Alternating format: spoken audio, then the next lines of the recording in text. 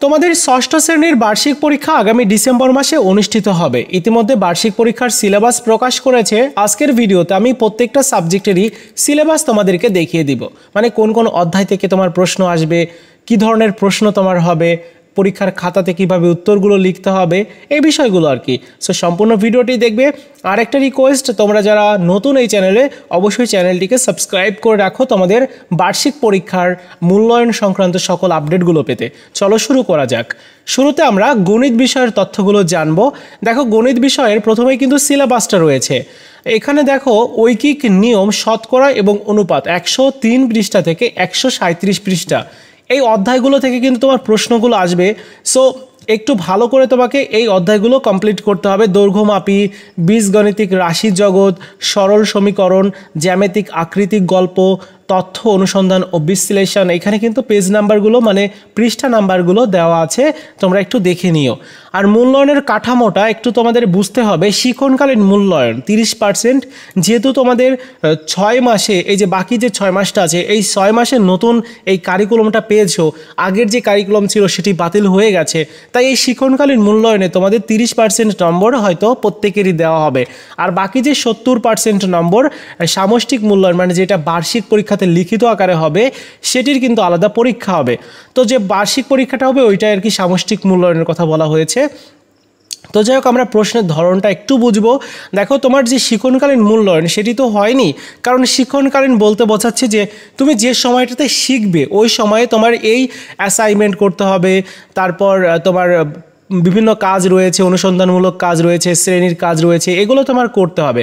তো এগুলো করার মতো যথেষ্ট কিন্তু টাইম তুমি পাওনি, যার কারণে তোমার এই শিক্ষণকালীন মূল্যায়নে 30% নম্বর তোমার দিয়ে দেওয়া হবে। আর বাকি যে 70% নম্বর, অর্থাৎ 100 নম্বরের তোমার লিখিত বার্ষিক পরীক্ষা অনুষ্ঠিত হবে ডিসেম্বরে আর কি। তো এই পরীক্ষাটির পূর্ণমান থাকবে 100, সময় থাকবে কিন্তু 3 ঘন্টা। আর প্রশ্নের ধরন যদি বলি, তাহলে নৈবাত্তিক প্রশ্ন থাকবে, এখানে বহু নির্বাচনী প্রশ্ন, এক কথায় উত্তর। বহু নির্বাচনী প্রশ্ন 15টা আর এক কথায় উত্তর 10টা, এই হচ্ছে টোটাল 25 নম্বর। সংক্ষিপ্ত প্রশ্ন থাকবে 13টা, 13টার উত্তর করতে হবে। রচনামূলক প্রশ্ন হচ্ছে দৃশ্যপট নির্ভর 10টা প্রশ্ন থাকবে, 7টির উত্তর করতে হবে, 49 নম্বর। এই হচ্ছে টোটাল 100 নম্বর।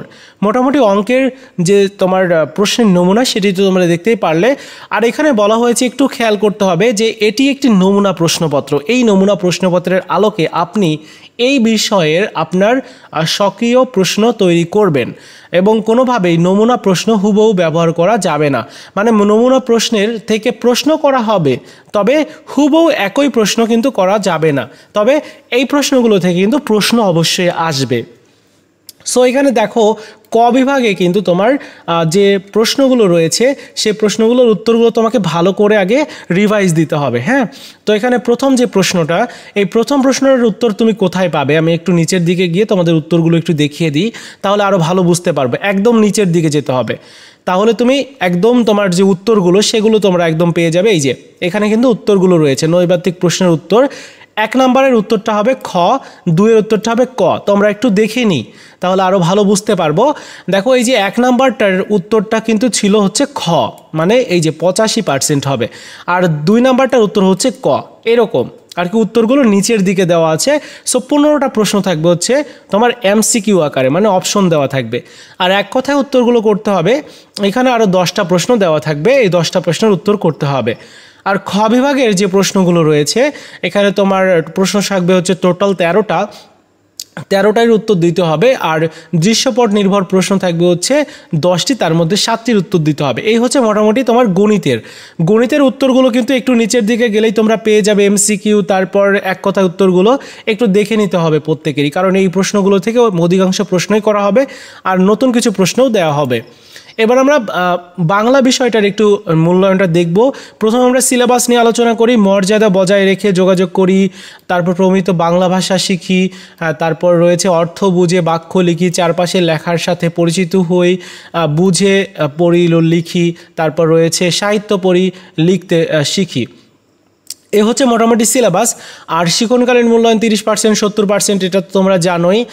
তারপর পরীক্ষা যেটা হবে 3 ঘন্টার, তোমরা একটু প্রশ্নটা দেখি আমরা।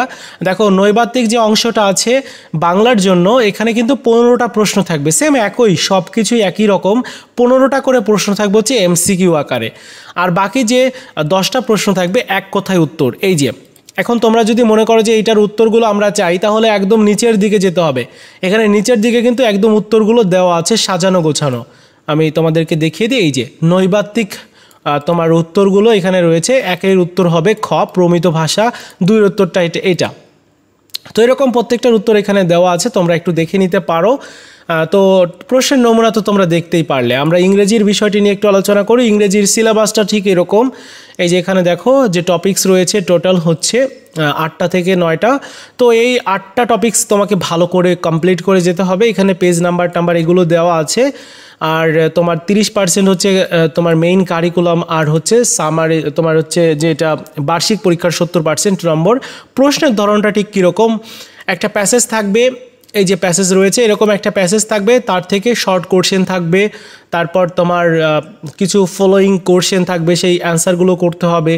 তারপর তোমার আরও একটা প্যাসেজ দেওয়া থাকবে, সেখান থেকে আরও উত্তরগুলো লিখতে হবে। টেবিল থাকবে, বি পার্টে তোমার একটা কবিতা থাকবে, কবিতা থেকে কিছু অ্যান্সার করতে হবে। মোটামুটি তোমার কঠিনই, কারণ তোমার যেহেতু 6 আর তোমরা যেহেতু নতুন কারিকুলামে আবার পরীক্ষা দিচ্ছ, সো একটু কঠিন হবে। তো একই টাইপের প্রশ্নগুলোই থাকবে, সো এই প্রশ্নগুলো অবশ্যই রিভাইজ দিতে হবে। এবার আমরা বিজ্ঞান বিষয়ের একটু দেখি। বিজ্ঞান বিষয়ের সিলেবাসটা হচ্ছে এরকম। এই যে দেখো এখানে অধ্যায়ের নামটা দিয়েছে, অধ্যায়ের নাম হচ্ছে 2 অধ্যায়। 2 অধ্যায় রয়েছে, তারপর 1 অধ্যায় রয়েছে, 3 অধ্যায় রয়েছে, 9 অধ্যায় রয়েছে, 7 অধ্যায়, 4 অধ্যায়, 4 অধ্যায়, তারপর আর রয়েছে 6 অধ্যায় এবং 9 অধ্যায়। মোটামুটি এগুলো তোমার কমপ্লিট করে যেতে হবে বার্ষিক পরীক্ষার জন্য, যতটুকু টাইম আছে এতটুকু সময়ের মধ্যে।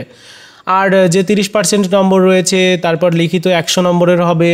তোমরা একটু এখান থেকে প্রশ্নের নমুনাটা দেখে নাও, এরকম টাইপের প্রশ্ন করা হবে। এখান থেকে যে প্রশ্নগুলো রয়েছে এর থেকে ম্যাক্সিমাম অনেকগুলো প্রশ্নই তোমরা কমন পাবে।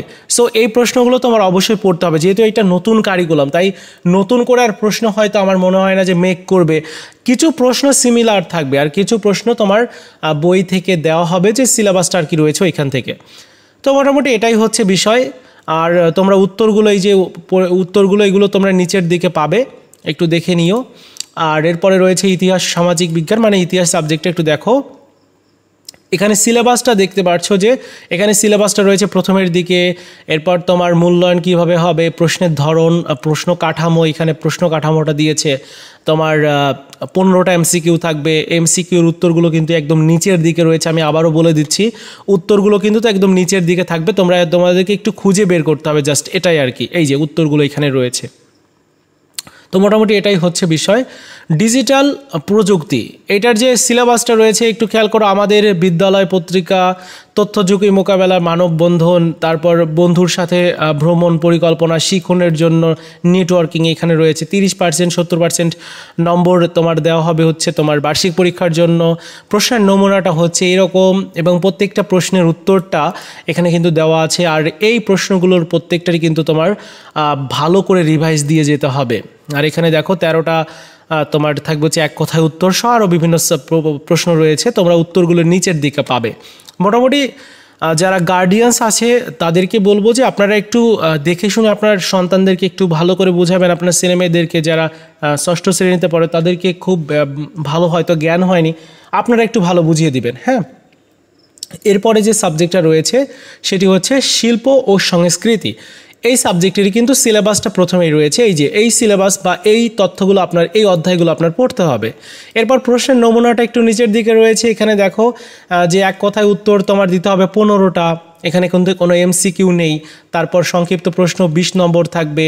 এরপর তো তোমার থাকবে হচ্ছে দৃশ্যপট নির্ভর প্রশ্ন, রচনামূলক প্রশ্ন, এগুলো আর কি। সো প্রশ্নের নমুনা উত্তর এখানে দেওয়া আছে, তোমরা একটু দেখে নিও।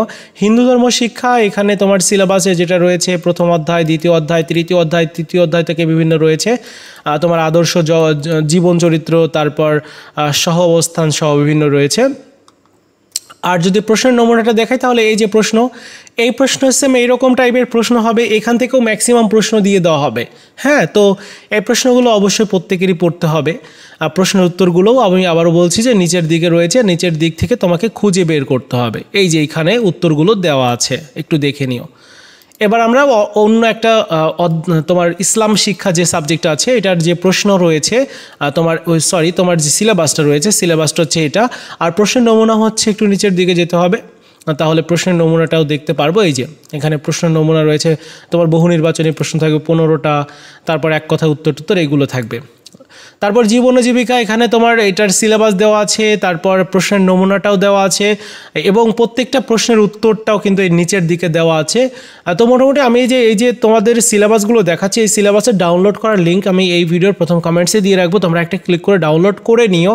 আর স্বাস্থ্য সুরক্ষার এখান থেকে তোমার যে সিলেবাস সেটি হচ্ছে এইটা।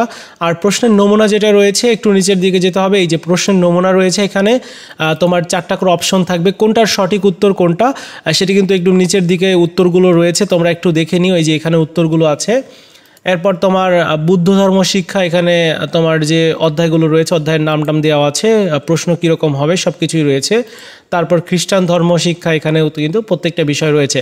মোটামুটি এটাই হচ্ছে তোমাদের পুরো 6ষ্ঠ শ্রেণীর সিলেবাসটা। এবং প্রশ্ন কেমন হবে, কীরকম টাইপের প্রশ্ন পরীক্ষাতে আসবে, ম্যাক্সিমাম প্রশ্নই কিন্তু সিমিলার হবে। এখানে যে প্রশ্ন আছে এই একই প্রশ্নই ম্যাক্সিমাম থাকবে, কিছু প্রশ্ন ভিন্ন থাকবে যেগুলো তোমার অবশ্যই পড়তে হবে, তোমার শিক্ষকরা অবশ্যই পড়াবে।